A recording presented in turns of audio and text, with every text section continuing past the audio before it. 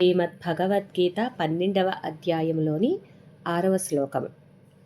ఏతు సర్వాణి కర్మాణి ఏతు సర్వాణి కర్మాణి మయి సన్యస్య మత్పరాః మయి సన్యస్య మత్పరాః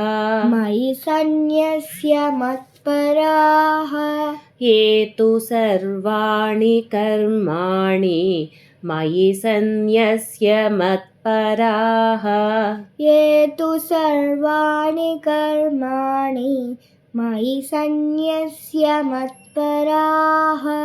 అనన్యేన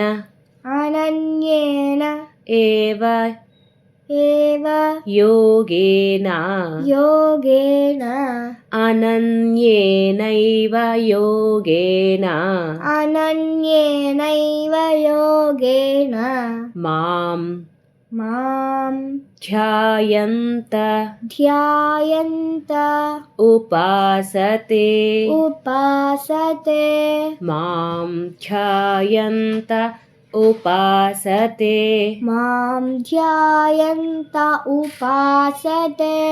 అనన్యేనైవ యోగేన మాం ధ్యాయంత ఉపాసతే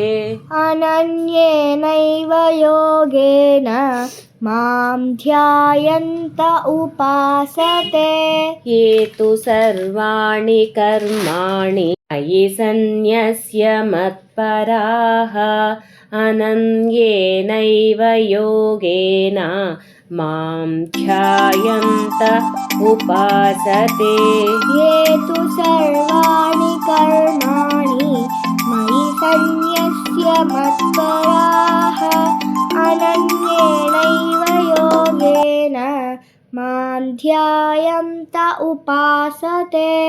వాసుదేవ.